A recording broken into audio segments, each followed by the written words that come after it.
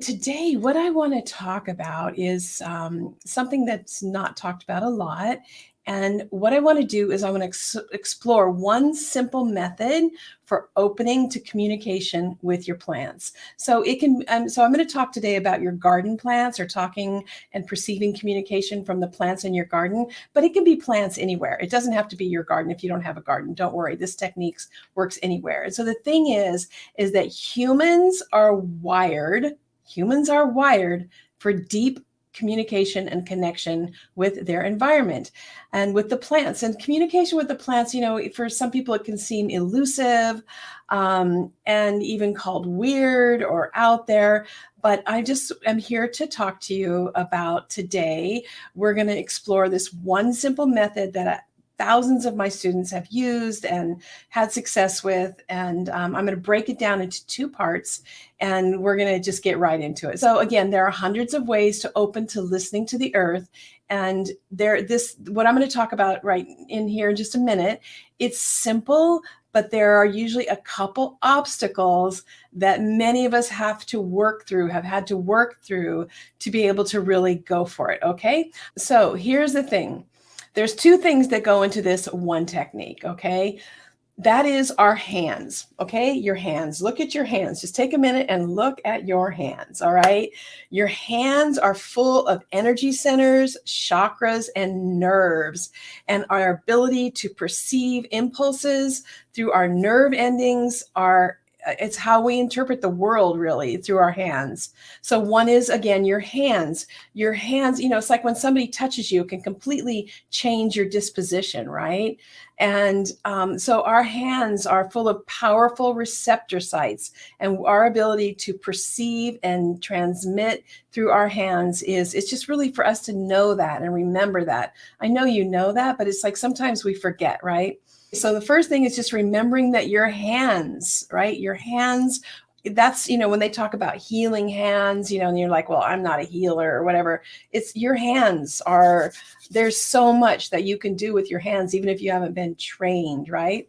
The other thing in this technique is to know that sound carries frequency of emotion, of love, of all kinds of emotion, right? That's why the way somebody talks to you is so much more important than what they say. It's how they say it.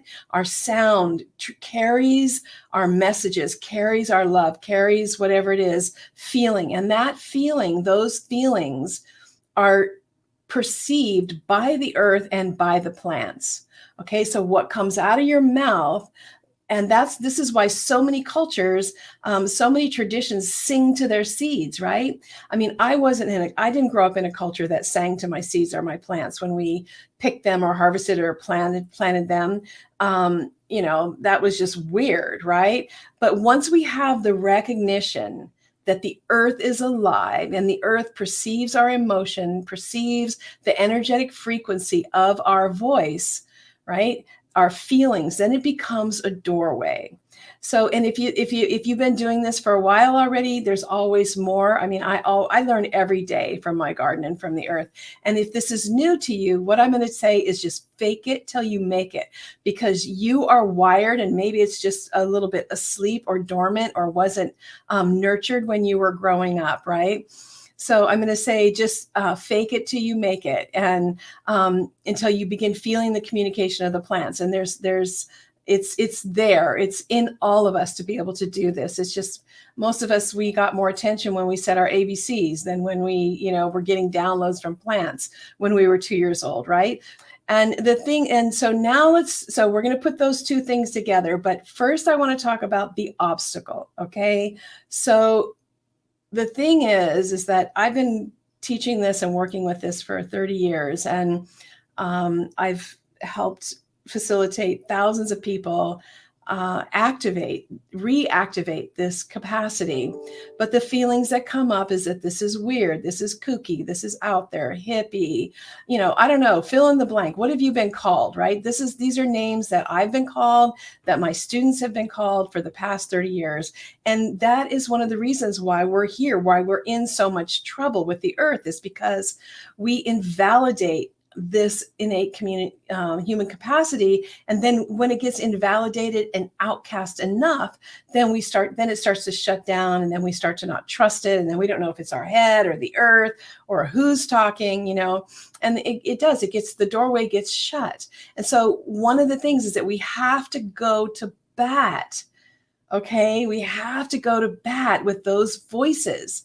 And if you've been shamed or put down, or, I just have, I've been teaching for 30 plus years, and my students talk about, my husband just rolls, there she goes again. There's so much cultural invalidation for being deeply connected to the earth. And if you lived, 500 years ago or whatever, a while ago, not being connected to the earth meant that you didn't survive, right?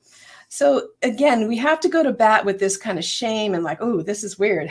So you have to really, how do you feel when somebody hears you speaking out loud to your plants? How do you feel? How do you really feel? Okay. And if you're feeling fine, that's great. And you can maybe say thank you to the person that helped validate that for you and helped you be able to be okay with that. All right. Okay, so that's the big obstacle. Now, so here's the technique. When you go to plant a plant, or you don't have to plant the plant, you can just go to a plant and be with. And so you want to first ask the plant to, like, may I be in your presence? May I work with you? May I be here with you? You just, it's kind of polite to ask before you step into somebody's aura, right? And so then what you do is you put your hands on the ground around the plant. And I do this a lot when I'm planting something. I'll put it in the ground, and then I put my hands on the ground around the plant. And this is where it just takes some time. Okay. Just take some time and just slow, we have to slow our frequency down. You put your hands on the ground and just give yourself some breaths, like 3 to 10, however long it takes to clear the chatter in your mind, right? Because it's the chatter that blocks everything. So you put your hands on the ground. So it means you got to get down on the ground. You put your hands on the ground and you just breathe for a minute. Just close your eyes and just be there on that piece of the earth. The plants don't cruise around. They stay in one spot. So you put your hands on that spot of the earth where that plant is going to be, and you just feel and you breathe, and you just take a moment to calm down. Okay. And so you just be there and just see how you feel, see what happens, see how that spot of the earth feels. And then after you feel like you've let go of some of your to-do list and your chatter, then here is your homework. Here is what you want to do.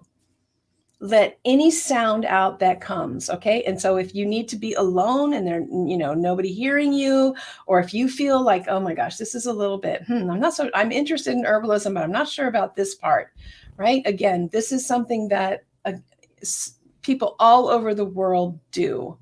But in the culture I was raised in, plants were considered inanimate objects, and you don't communicate with, you don't anthropomorphize that plants have feelings. Plants have feelings, and they feel your feelings. That is for real. Okay, so you wait, you breathe, you calm yourself down, and then you just let the most simple kindergarten sentence or melody or rhyme or just something like, oh, welcome to my garden, or, oh, I'm so happy to have you here. And if you can give it a melody, like, again, the most simple melody ever, right? So here's just a very simple melody that I sing to new plants that come into my garden. So this is a kindergarten song, but it helps you to transmit how you feel, and the plants feel that, and they feel welcome. So I'm not a very good singer, but this is what I sing to the new plants, because there are some, I'm talking about this right now because there are a lot of new plants coming into my garden right now. Okay. So I put my hands on the ground. I take some time to just, let go and feel into this spot on the earth that the plant's going to be in. And then here's this simple song. Welcome to my garden. Welcome to my garden. Welcome to my garden. That how simple is that? I just sing that over and over and over until I feel relaxed and I'm not thinking, until I get into my heart. And then I can really feel it in my heart that I'm saying welcome to this plant. Okay, so that's super simple. But for us to really know that when we put our hands there and we send our energy, we can feel and perceive. And it's really just a matter of remembering and reawakening that. And then when you let your voice even just sing a kindergarten song to the plants, maybe the first time, maybe the second time, but eventually that is a pathway where the plants go, oh, she's lit. They go, she's listening. Oh, I think she's listening. I think there's something going on here. And they observe and they look for the rhythm and they look for like, oh, okay, she's going to fill that bird bath up every day. Okay, we're going to, the earth responds to our rhythm and to what we do and what we give. So that's the very one simple technique. And it literally just takes a few minutes. This isn't just about planting the plants. You can do this with a plant that's in the ground or with a tree or anything. And again, you don't have to be a singer, right? It's just like letting that place in your heart get into kindergarten or first grade and just sing a little, oh, I'm so happy to see you, or oh, you're so beautiful, your flowers are beautiful, or oh my God, I can't wait till you grow and I can eat you for a salad, just whatever it is, right? When you walk out the door, the plants know your rhythm. They know what you're doing. They're aware of you. And so it's really for us to be more aware. So we have to go to bat with this cultural premise that communicating with the earth, with the animals, with the plants, with the rocks is something that's like out there. It's not out there. It's actually very grounded, very innate, just a basic thing that humans do.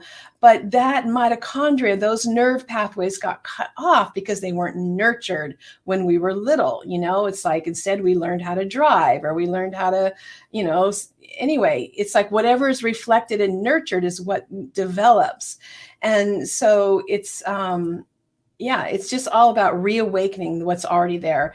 And again, just remember the two things that go into this, and also just notice culturally the impact of the shaming, the belittling, literally name calling. Even though it seems like woo-woo and kooky aren't names, that's name calling. It's a form of bullying, really. So it's like we have to stand up for ourselves and not be bullied out of our relationship with the earth. And so, yeah.